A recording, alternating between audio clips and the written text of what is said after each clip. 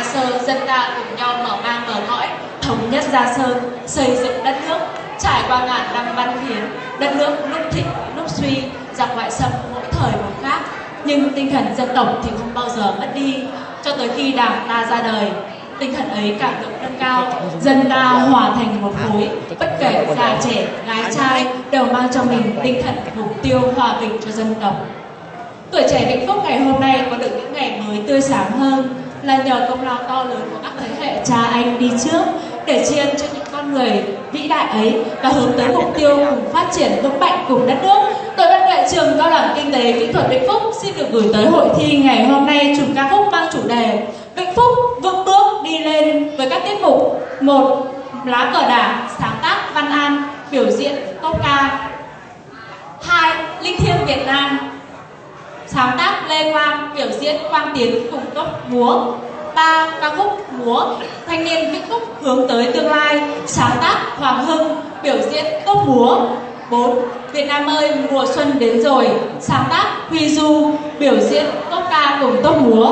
Xin trân trọng kính mời các quý vị đại biểu và các bạn cùng thưởng thức.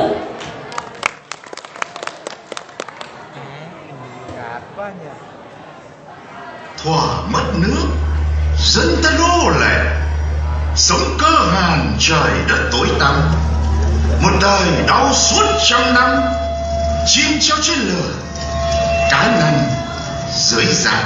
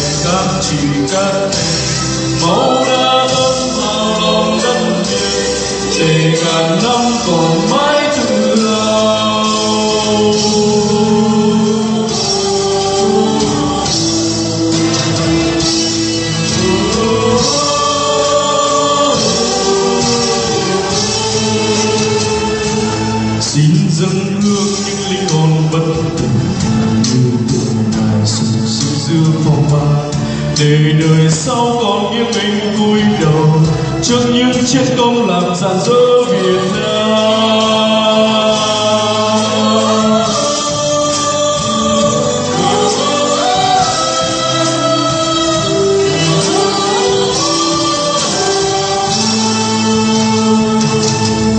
Về đây các anh ơi, hỡi về đây, về nghe mẹ ru, về nghe mát, về thăm cánh đồng chim nặng, về thăm lũy tre làng quê hương. Về đây các anh ơi, hỡi về đây, về nghe mẹ ru, về nghe mát, mãi mãi tự hào trên đất mẹ yêu thương.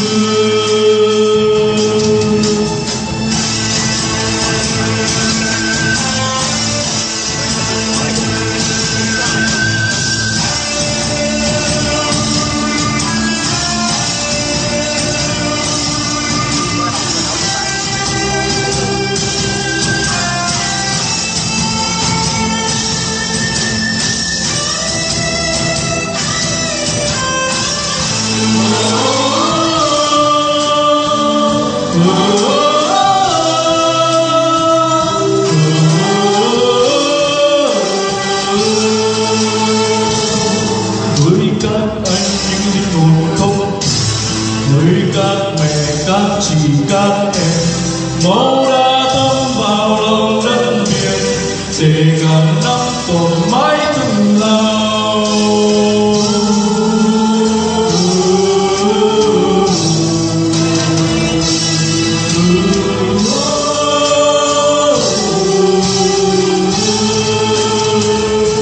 Xin dâng hương những linh hồn bất tử như tượng đài sừng sững giữa phong ba, để đời sau còn nghiêng mình cúi đầu trước những chiến công làm rạng rỡ Việt Nam.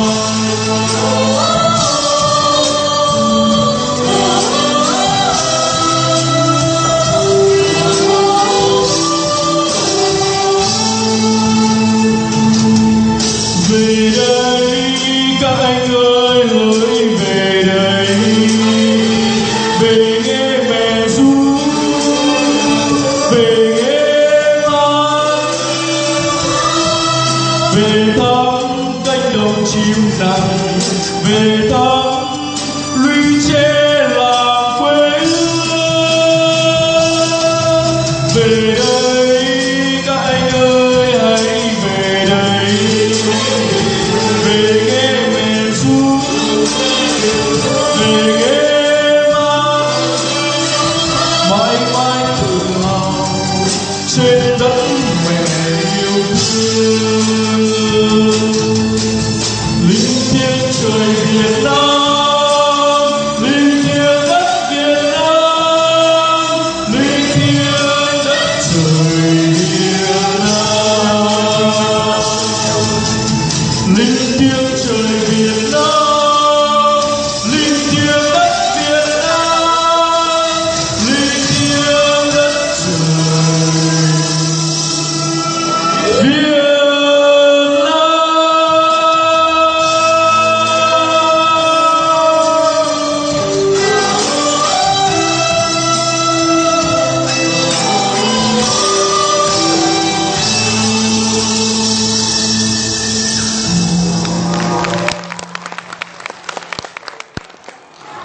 Nhân dân Việt Nam đã đấu tranh vô cùng oanh liệt. Đoàn Thanh niên Cộng sản Hồ Chí Minh đã giáo dục, rèn luyện các thế hệ thanh niên không ngừng trưởng thành, lớn mạnh, xứng đáng là lực lượng xung kích trong sự nghiệp giải phóng dân tộc, xây dựng và bảo vệ Tổ quốc.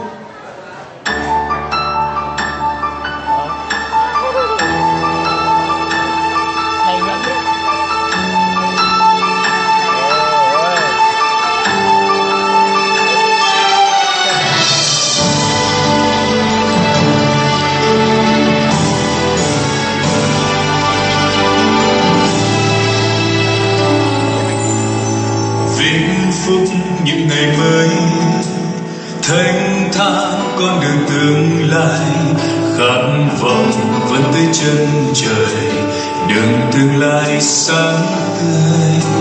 Thanh niên ta cùng nhau xây dựng vinh phúc tươi đẹp huy hoàng, dòng người non sông dẫu muôn vàn gian khó, dựng xây quê hương tươi đẹp hơn.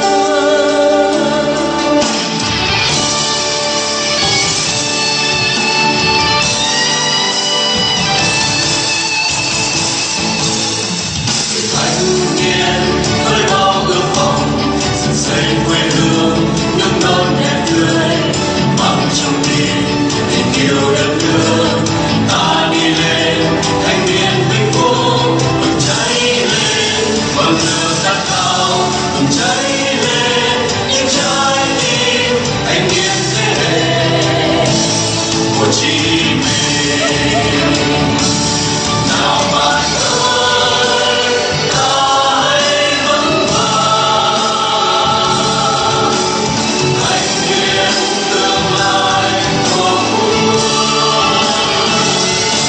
trẻ dần xây đất nước sáng ngời, thế giới vui nhớ vinh danh tổ quốc.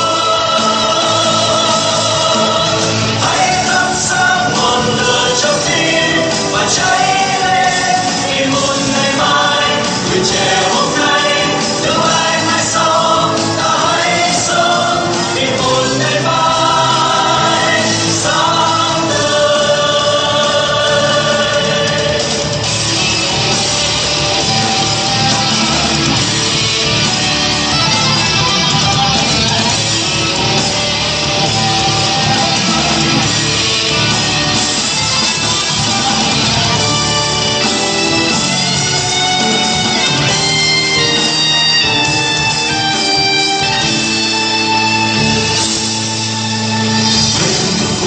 Như ngày mới thanh thang con đường tương lai, khát vọng vươn tới chân trời, đường tương lai sáng tươi.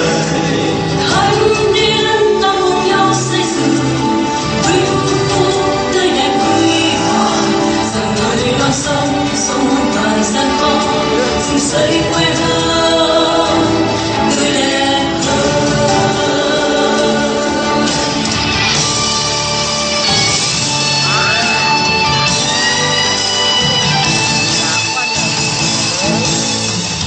Thanh niên với bao ước vọng, dựng xây quê hương nước non đẹp tươi, mang trong tim tình yêu đất nước. Ta đi lên thanh niên vinh phúc, bừng cháy lên ngọn lửa khát khao, bừng cháy lên những trái tim thanh niên thế hệ Hồ Chí Minh. Nào bạn ơi, ta hãy vững vàng,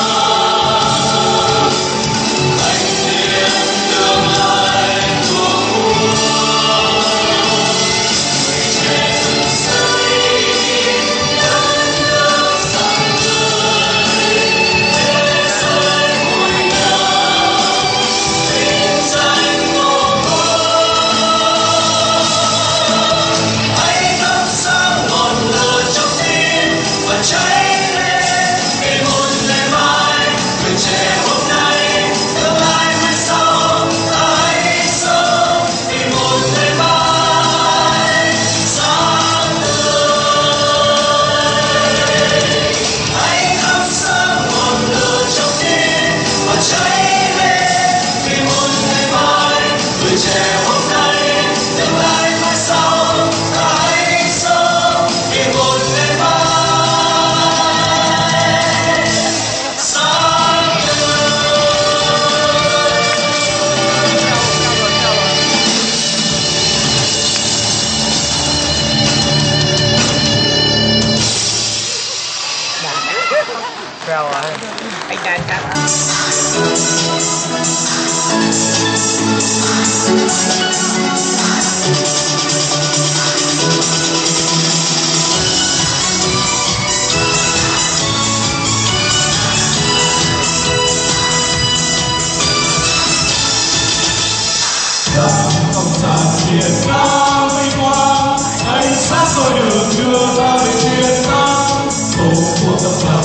gió mùa đông, đất nước không quên chân lý mang theo tên Việt Nam. Ta mới bảo người đến xa chủ nghĩa xã hội theo năm tháng, bước theo đạo tình chung trong cách dẫu con đường vượt qua mưa nắng.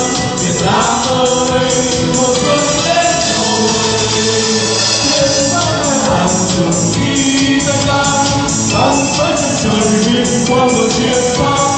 Dài cho vô sản tình yêu bao la, phúc quốc tế ca vàng mãi trong tim ta đời.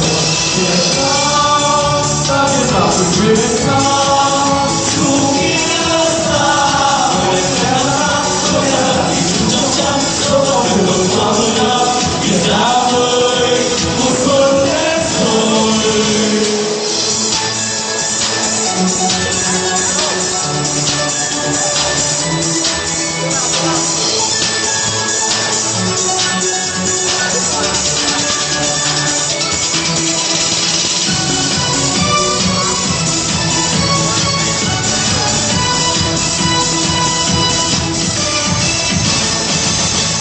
Đảng Cộng sản Việt Nam vinh quang, ánh sáng soi đường đưa ta về chiến thắng.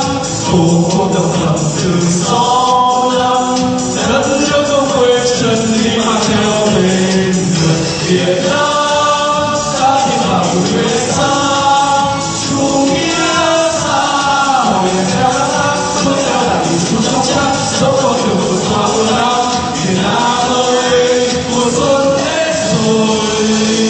Tiên bước theo đảng trường đi danh lam, khắp mãi chân trời vinh quang và chiến thắng. Dày trong buồn sản tình yêu bao la, khúc quốc tế ca vang mãi trong tim ta đời đời.